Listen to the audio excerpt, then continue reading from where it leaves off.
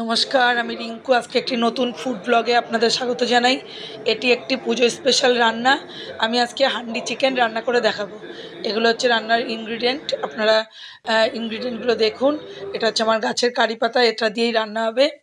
এটা একটা হাঁড়ি নিয়েছি আমি। হাঁড়িতে রান্না করলে মাংস বা মাটন অনেক ভালো হয়। আমার চ্যানেলে হান্ডি মাটনও আছে। যাদের যাদের ইচ্ছা করবে তারা কিন্তু চ্যানেলে গিয়ে দেখতে পারেন। আমি এক সর্ষের তেলেই রান্না করছি। হাঁড়ির ভিতর পরিমাণ মতো সর্ষের তেল নিয়েছি। আমি খুব বেশি তেলে রান্না করি না, অল্প তেলে নিয়েছি, যাতে রান্নাটা শরীরের জন্য অনেক ভালো হয়। তেলটা গরম হলে, তেল যখনই গরম হবে ভালো করে হাঁড়ির সঙ্গে চারিদিকে ভালো করে মাখিয়ে নেবেন। নিয়ে তারপর তেলের ভেতর আমি ফোড়ন দেব। আমি একটু প্রথমেই হলুদ আর একটু লবণ দিলাম।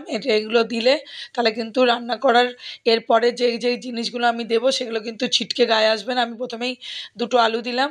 আলু গোটা দিয়েছি যাতে আলু গলে ঝোলের সঙ্গে মিশে থিকনেস বেশি না হয়, সেই জন্য আমি গোটা আলু দিয়েছি। আলুটা আমি লাল লাল করে ভাজবো। আলু দিয়েছি এই কারণে, আলু দিলে একটু খেতে ভালো লাগে।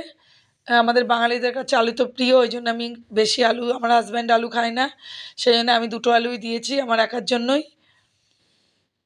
আমার শাশুড়িও আলু খায় না, বয়স হয়ে গেছে, সেই জন্য আমি একাই আলু খাই। হাজব্যান্ড তো আলু হয়তো খাবেই না, ওই জন্য আমি দুটো আলু দিয়েছি। সেই জন্য আলু দুটো আমি ভালো করে আগে প্রথমে ভালো করে ভাজবো।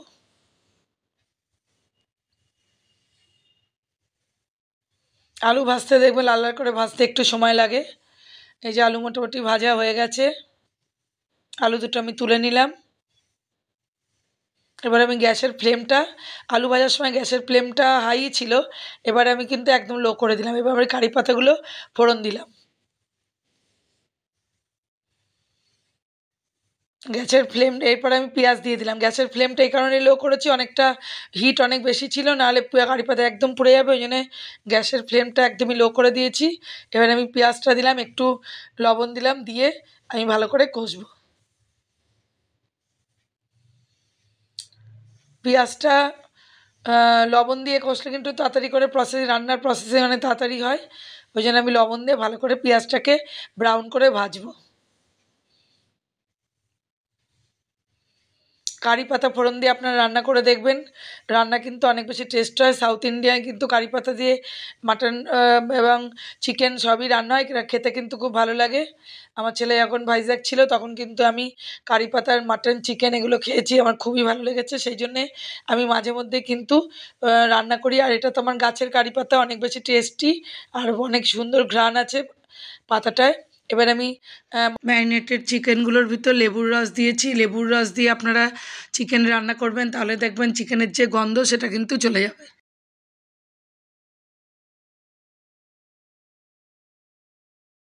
একটা গোটা লেবু দিয়ে কিন্তু ম্যারিনেট করা আছে। পাতিলেবু আপনারা কিন্তু রান্নার সময় অবশ্যই মাটন করুন আর চিকেন করুন, পাতিলেবু দিয়ে ম্যারিনেট করবেন, তাহলে কিন্তু উগ্র গন্ধটা চলে যাবে, খাওয়ার সময় খেতে ভালো লাগবে।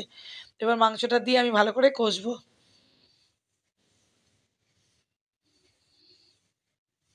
মোটামুটি আমার কষা হয়ে গেছে অনেকক্ষণ ধরে, প্রায় 5-6 মিনিট ধরে আমি সুন্দর করে কষে নিয়েছি। এবারে আমি টমেটো আর কাঁচা লঙ্কাটা দিয়ে দিলাম। কাঁচা লঙ্কাটা ঝাল আর টেস্ট দুটোর জন্যই ফ্লেভারও অনেক ভালো আসে, সেই জন্য এবার আমি কাঁচা লঙ্কা টমেটো দিয়ে ভালো করে কষবো।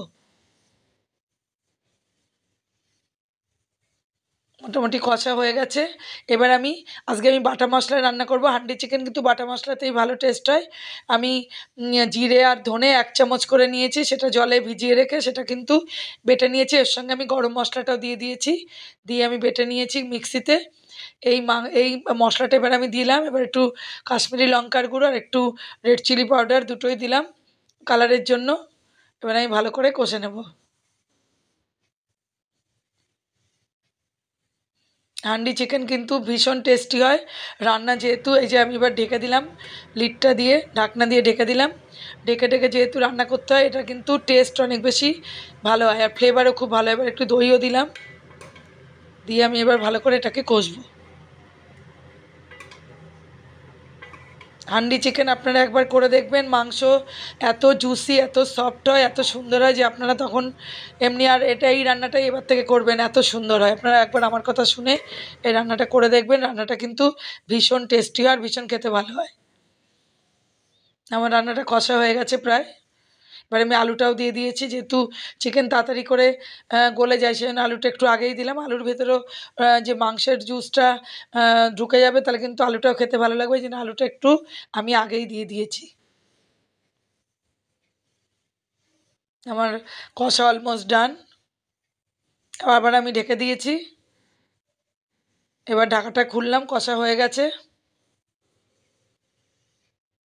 ভালো করে তলা থেকে একটু নেড়ে দিলাম যাতে তলায় ধরে না যায়।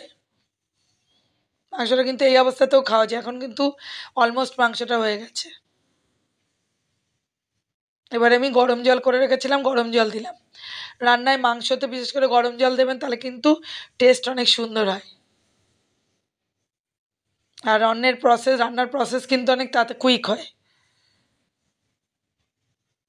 দেখুন রান্নার রং কত ভালো হয়েছে। এবার আমি ঢাকনা দিয়ে ঢেকে দিলাম।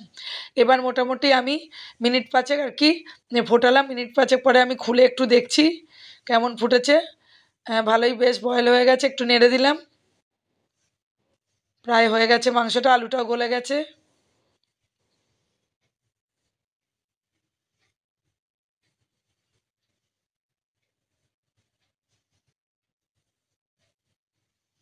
এবারে আমি চেক করে নিচ্ছি, মাংসটা কিন্তু হয়ে গেছে। আপনাদের ভিডিওটা দেখার জন্য অনেক অনেক ধন্যবাদ। এই রান্নাটা করে দেখবেন আপনারা। রান্নাটা ভালো লাগলে অবশ্যই চ্যানেলটা সাবস্ক্রাইব করে আমার পাশে থাকবেন, যাতে পুজোয় আমি আরও অনেক ভিডিও দেবো, যাতে সেই ভিডিওগুলো আপনারা দেখতে পারেন। অনেক অনেক ধন্যবাদ আপনাদের। আপনারা সবাই সুস্থ থাকবেন, ভালো থাকবেন। নমস্কার।